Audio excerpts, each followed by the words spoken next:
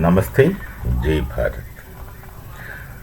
It seems Elon Musk has taken some initiative at the instance of President Trump, of course. I mean, to be President Trump, of course. As far as we are concerned, he is already president, not yet officially. He's taken in initiatives at the instance of President to hold talks to the terrorist outfits like Hezbollah, Hamas, etc., indirectly through some representatives of Iran. Now we see the situation that Iran has proxy military outfits, say the proxy military outfits like proxy army. Then they have a special army for the Ayatollah, that's the Revolutionary Guards, and then the helpless Iranian army regular. Lebanon is another nation. Iran is another nation. Iraq is another nation.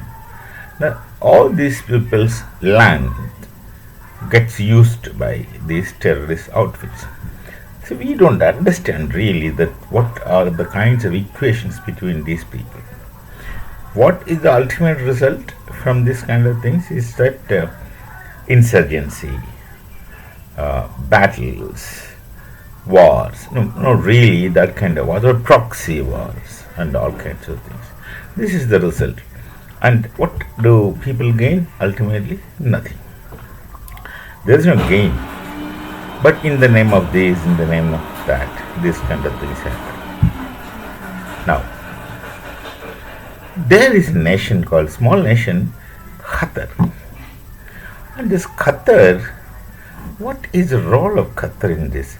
We see that the Qatar is mediating, or at least Qatar is attempting to mediate in discussions, and Qatar is housing the leaders of terrorism, Hezbollah or Hamas or any kinds of militant outfits. Their leaders are very comfortable in Qatar. They have been looked after. Then Qatar is also supposed to be, this of course comes much later, they fund these people. Iran also must be funding, or there must be more than one funding agencies to these terrorist outfits in the name of whatever they are. So Qatar also funds. Now this is a very complicated kind of situation that we see. Nothing is very clear. So nothing is really transparent. Transparency is absolutely ruled out. I've come across an expression used by the terrorist outfits. It's called Taqia in Arabic. Taqia, al-Taqia they call. As I understand, that is deception in war. Say something and do exactly the opposite. Now you just compare the situation with the story of Mahabharata war. These things. It's up to you. You can compare.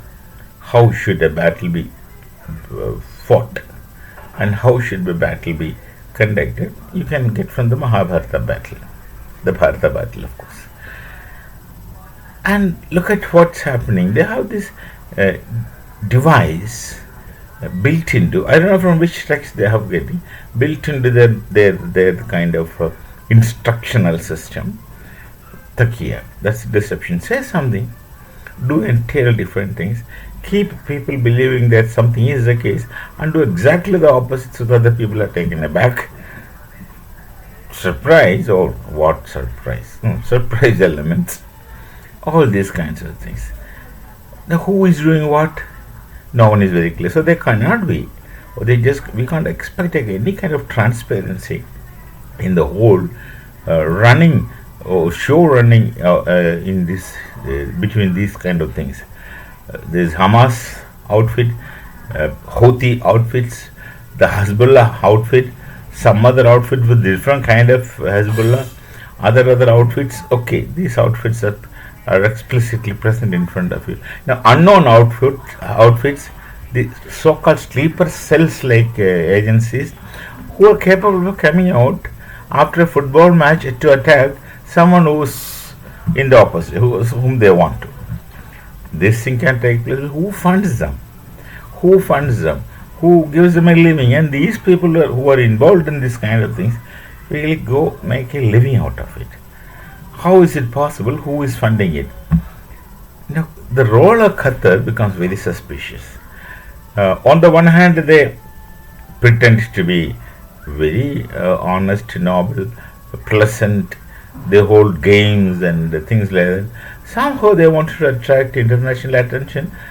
Most likely, as I understand, I'm not an international expert, but that's the common perception I understand, is that they try to catch attention of the world through these kind of things. And they wanted to be somewhere in the limelight, and they have nothing else to become in the limelight except some money, oil money, and these kind of things. Not very serious related people there, nothing else. So they play this kind of games along with other areas like Iran and partially Iraq and Lebanon. These kind of people become instruments in the hands, and they themselves are making the terrorist outfits as instruments in their hands. Someone is making someone instrument, and that someone is made as instrument by someone else. So who is the real kingpin of this operation? I don't say, but I have my doubts. That's why I'm telling what is the role of Qatar here.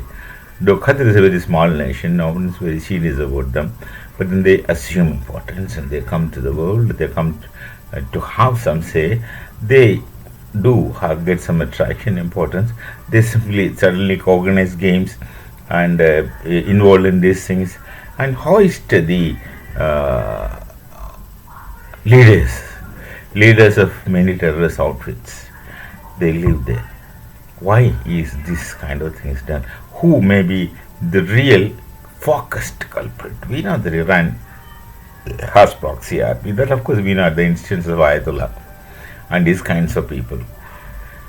But who is more who is more involved in this kind of things? It's for people to think and understand.